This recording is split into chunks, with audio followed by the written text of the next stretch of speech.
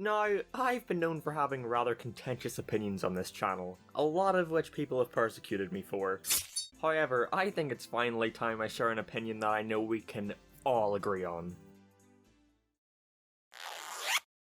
Mike Myers' The Cat in the Hat is the greatest cinematic achievement of all time.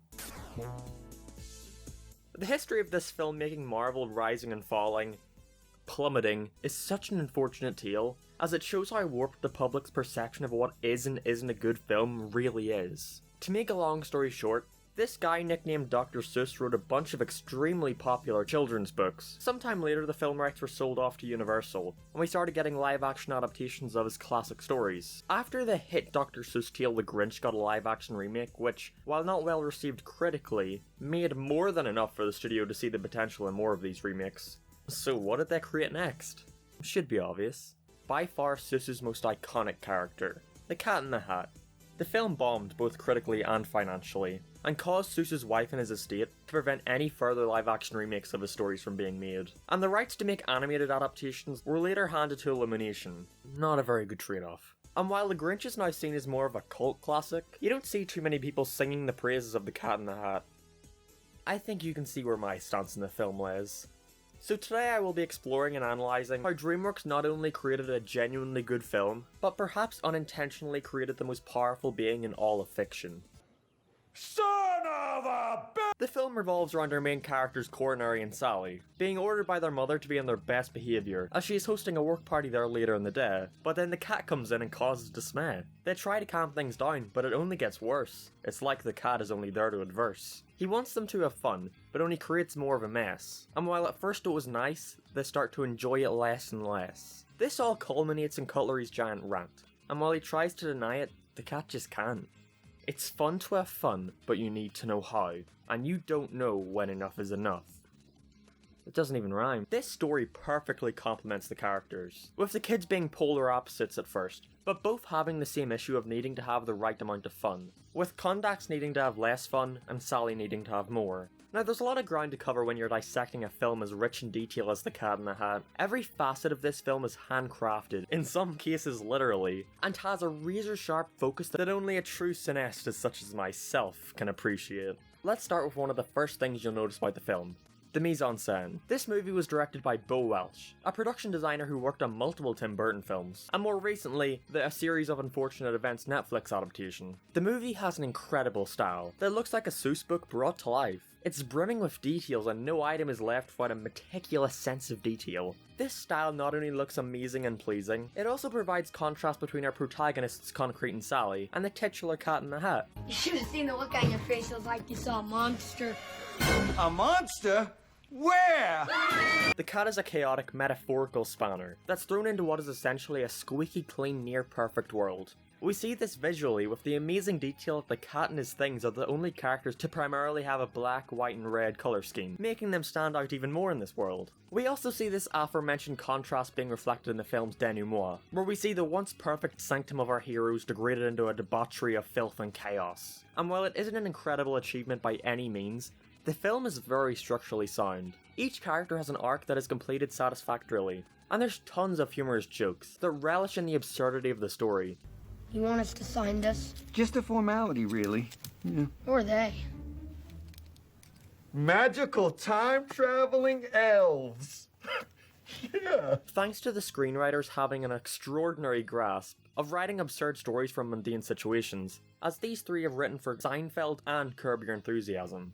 Well, I could go on and dissect the decoupage or the numerous leitmotifs. It's just a lot simpler to say that while this film isn't anything grandiose or revolutionary, it's just a solid, enjoyable film, and only gets flack due to it being such a departure from the source material, when in reality that's what's so fun about it. And would you ever accuse me of not having fun?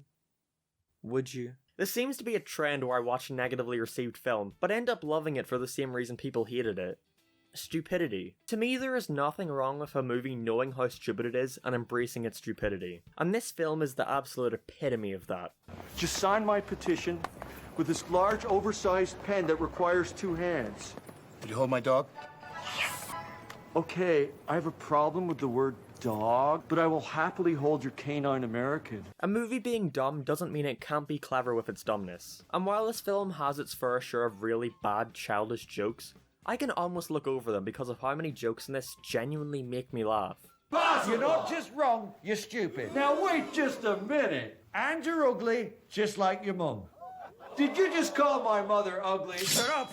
I mean it! I will end you! One of the biggest complaints about this film is how much it strays away from the source material, but I feel like it was more than necessary to do so. Look at a movie like The Grinch. That film strayed away from the book quite a bit, but it gives the movie a unique edge. You know what you get when you make a completely safe adaptation? Yeah. I can appreciate a movie taking a big risk, way more than it being a safe, predictable adaptation. If I wanted to see The Cat in the Hat, but it's entirely faithful to the source material, then I can just go and read the source material. The director, Bo Welsh, had a clear vision for what he wanted to do with this movie, and I believe he realised it beautifully. Even the stellar actor Alec Baldwin acknowledged this. He expressed a belief that a film is an idea about something, and because Dr. Seuss's work is so unique, making a feature-length film out of one of his stories would entail taking liberties and making broad interpretations. However, I have been neglecting to mention the Horton in the room. The reason why this film is still being brought up, discussed, and analysed in many film criticism circles to this day. The star, the cat in the proverbial hat himself. Myers gives an incredible performance as the cat, portraying what was just a pretty down-to-earth goofball in the original children's book as an insane god of chaos whose sole motivator in life is to have fun at anyone's expense. Did you say anyone? I'll get you, and I'll make it look like a bloody accident. This character facet is what elevates this film from a typical family film to a Criterion Collection contender that rivals the works of Jubilee, Color of Pomegranates, 24 Frames, and Crash. It's your brother's file. Kid's going away for life for stealing a car. All I need to do to make this disappear is to frame a potentially innocent man. Now you may say, oh well Mark, I believe this character is more powerful than the cat because... And I'm just gonna have to stop you right there, because you're wrong. Who are some of the most powerful characters in all of fiction? Characters like the genie from Aladdin, Thanos, and of course, Uncle Grandpa. But none of them even compare to the sheer commanding strength of the cat. As I said before, the cat operates not by his own logic, not by filmmaking logic, but one uncompromisable goal. To have fun. And he does this by committing bodily harm to himself and others, threatening people repeatedly, breaking several laws, and warping the laws of reality to his will. After the denouement of the film, involving Conroy almost losing his sister Sally full of crafty and tornado of chaos, the cat reveals that he orchestrated the events of the film. I planned the whole day. The house getting trashed? Yep. Quinn taking Nevins? Yep. Cutting off your tail? Nope. The conflict, the resolution, all of it was meticulously crafted, just like the film itself. Even at the very end, we see the cat had narrated this film the whole time, showing that he not only has control over the events of the film, but the very reality that the film takes place in. The Cat in the Hat is a godly figure, who has the power to fix any problem that comes his way, but chooses to use his powers to either eliminate or exacerbate the problem as he sees fit, all for the sake of his own twisted amusement. There are moments in this film where he cuts his own tail off, gets hit in the testicles, drinks milk, something he's very, very allergic to, for the sole purpose of providing you entertainment. And no, I don't mean this in the sense that he's providing the idea of a viewer entertainment from his side of the fourth wall. This film is a two-way mirror. Unlike other fourth wall breaking characters, the cat is fully aware he is in the boundaries of a film. He is aware you're watching him for the sole purpose of entertainment, and he defies the conventions of the medium to provide you what he believes is a great amount of fun. He is just as alive as you are, even if you choose not to believe it. What separates The Cat in the Hat from any number of children's films with similar DNA is that it chooses not to stick by arbitrary conventions because that's what it's supposed to do. Like here, for example. It's like a ride in an amusement park! You mean like at Universal Studios? Cha-ching! Was the cat paid by Universal to advertise their theme park, or did he just put it in because he knew it's the kind of thing that would upset people? It does what it wants because the cat has the power to do what he thinks is fun, and what he thinks is fun is...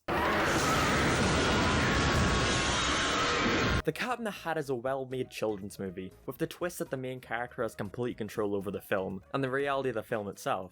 If the cat saw the reviews, the controversy, the way the Seuss estate reacted to the film he made, he would laugh.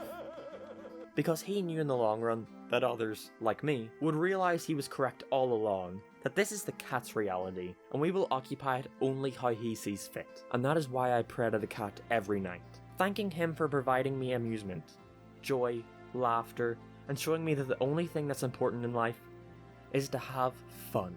At the right time and at the right place, because you have to know how, even if said fun is extremely lowbrow. That's how you rhyme, Cromwell, you stupid prick.